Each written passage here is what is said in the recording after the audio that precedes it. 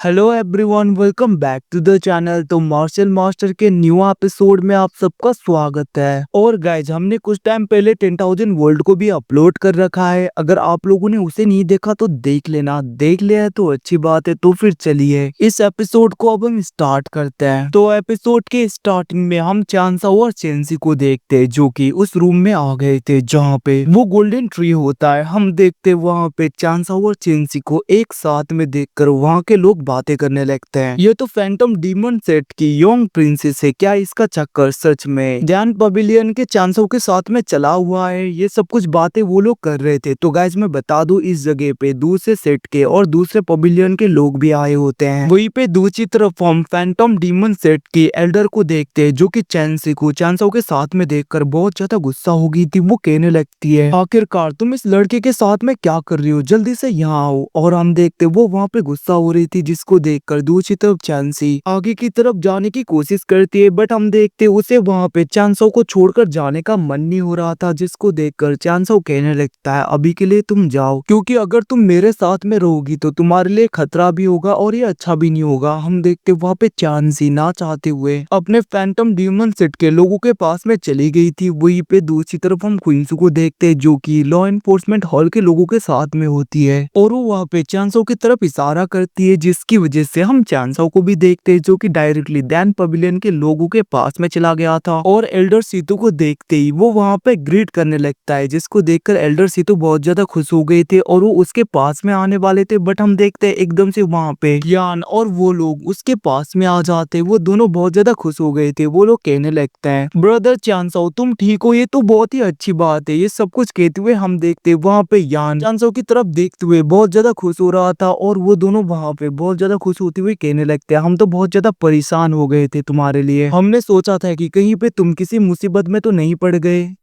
वहीं पे दूसरी तरफ हम लिन फैमिली के एल्डर को देखते हैं, जो कि वहाँ पे बहुत ज्यादा गुस्सा हो रहा था। वो अपने एनर्जी को रिलीज करते हुए कहने लगता है, आखिरकार तुम्हारी हिम्मत कैसी हुई, तुम फैंटम डीमन सेट के उस लड़की के साथ में चिपको और वापस हमारे ध्यान पवेलियन में आओ। आखिरकार तुम वहाँ पे गए क्यों उसके साथ में टीम अप क्यों किया? ये सब कुछ कहते हुए वो गुस्सा हो रहा था, जिसको वहाँ पे चांसो ध्यान से देखने लगता है और वो कहने लगा था, मैंने सोचा नहीं था ये 5 एम्पर रिलम के हाफ स्टेज में पहुंच जाएगा। जरूर इसने भी स्पिरिचुअल फ्रूट को पूरी तरीके से एब्जॉर्ब किया होगा। और हम देखते वहाँ पे चांसो कहने लगता है, इसको देखकर ऐसा लग रहा है इसके बॉडी को रेड ऑरा पूरी तरीके से पोजेस कर रहा है। क्या यहाँ पे एल्डर सीतू के साथ में भी ऐसा ही है? ये सब कुछ कहते हुए वो वहाँ पे एल्डर सीतू को पूरी तरीके से स्कैन करने लगता है, जहाँ पे उसे पता चलता है कि एल्डर सीतू को तो कुछ भी नहीं हुआ। और वो कहने लगता है, ऐसा लग रहा है एल्डर सीतू नॉर्मल है। वहीं पे दूसरी तरफ चांसो आगे बढ़ते हुए लिन फैमिली के एल्डर की तरफ देखते हुए कहने लगता है, मैं किसके साथ में जाऊँ किसके साथ में ना जाऊं, ये मेरी मर्जी है, इसमें किसी का लेना देना नहीं है। उसकी बातें सुन के वो एल्डर कहने लगता है, वो लोग डीमन फैंटम सेट से बिलोंग करते हैं। अब उसकी बातों को बीच में काटते हुए चांसो कहने लगता है, कम से कम वो लोग यहाँ पे लिंग जुन और ली की तरह तो नहीं है ना, जो कि डीमनिक एनर्जी को पोसेस करते थे। उनसे तो ये लोग ही अच्छे हैं। उसकी ऐसी बातें सुन के हम देखते वो एल्डर बहुत ज्यादा गुस्सा हो गया था और वो अपने एनर्जी को रिलीज करते हुए चांसो के ऊपर डायरेक्टली अटैक कर देता है। हम देखते वहाँ पे एल्डर सीतू बीच में आके उसके अटैक को रोकने लगे थे, जहाँ पे वो एल्डर कहने लगता है, लॉर्ड सीतू आपको ऐसे बीच में नहीं आना चाहिए। मुझे पहले ही सस्पेक्ट था कि चांसो ने उन दोनों को पूरी तरीके से खत्म किया है। अब उसकी ऐसी बातें सुन के एल्डर सीतू कहने लगता है, तुम्हारे पास में कोई भी एविडेंस नहीं है और हमारे पास में भी कोई भी एविडेंस नहीं कि चांसो ने उन दोनों को मारा है,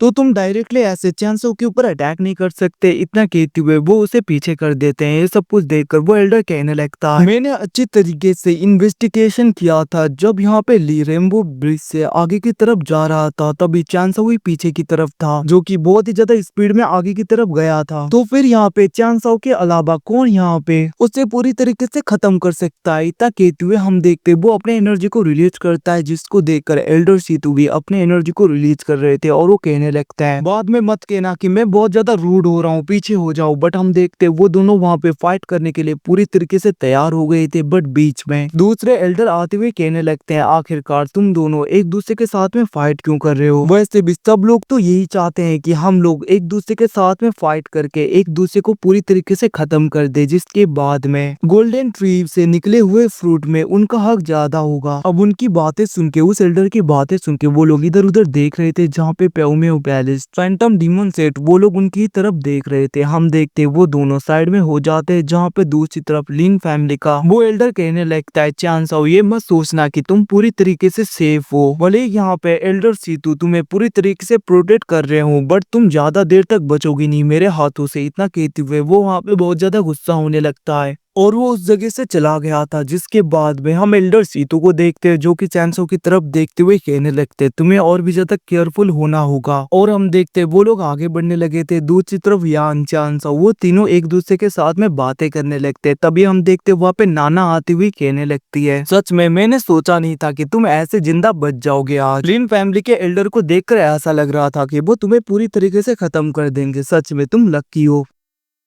अब उसके बातों को सुनकर हम देखते वहाँ पे चांसो स्माइल करते हुए उसे पूरी तरीके से इग्नोर कर देता है, जिसको देखकर नाना को बहुत ज्यादा गुस्सा आने लगा था। वहीं पे दूसरी तरफ चांसो वहाँ पे उन दोनों को पूछने लगता है, आखिरकार तुम लोग इस जगह पे कैसे पहुंचे। तभी हम देखते वहाँ पे यान कहने लगता है, जब गुयू रिलम के अंदर ये छोटा सा कॉन्टिनेंट पूरी तरीके से अपीयर हुआ था, हम भी इसके अंदर आए थे और हमें भी बहुत ही ज्यादा ट्रेजर्स मिले, जिसकी वजह से हमारी स्ट्रेंथ बहुत ही ज्यादा बढ़ गई। बट एक साल पहले हमें ये न्यूज मिला कि इस छोटे से कॉन्टिनेंट के अंदर भी एक एंशिएंट रूइंस पूरी तरीके से अपीयर हुआ है, जिसकी वजह से हम दोनों भी डायरेक्टली इस जगह पे आए। बहुत ही ज्यादा खतरा था, बट अच्छा हुआ कि हम एल्डर ब्लू को मिल गए और उन्हीं की वजह से हम एल्डर सीतू के पास में भी आने में सफल हो गए, जिसकी वजह से हम पूरी तरीके से सेफ हो गए एंड बहुत ही ज्यादा खतरा टल गया, क्योंकि दोनों एल्डर के साथ में हम मिल गए थे तब। और हम सब लोग डायरेक्टली इस जगह पे आ गए जहाँ पे ये गोल्डन स्पिरिचुअल ट्री था, बट इसके स्पिरिचुअल फ्रूट पूरी तरीके से ग्रो नहीं हुए थे, जिसकी वजह से हम बस यहाँ पे वेट कर रहे थे। हम देखते वहीं पे दूसरी तरफ उनकी बातों को सुनकर चांसो एल्डर ब्लू की तरफ देखता है, जहाँ पे एल्डर ब्लू स्माइल करने लगे थे, जिसको देखकर दूसरी तरफ चांसो सोचने लगता है, मुझे तो पता भी नहीं कि आखिरकार वो काला बिल्ला गया कहाँ पे। तो गाइस यहाँ पे काला बिल्ला वही डीमन लॉर्ड जो कि चांसो के पास में था। चांसो सोचने लगता है, पता नहीं आखिरकार स्पिरिचुअल फ्रूट्स कब पूरी तरीके से ग्रो होंगे, इनके लिए यहाँ पे जरूर ही फाइट होने वाला है। वो ये सब कुछ सोच ही रहा था, तभी हम देखते वहाँ पे एक ओल्ड मैन आ गया था दूसरे लोगों के साथ में, जिसको देखकर सब लोग वहाँ पे बातें करने लगे थे। तभी हम देखते वो ओल्ड मैन वहाँ पे सुआन युआन फैमिली के लोग और लॉन्ग फैमिली के लोगों को नहीं देखता,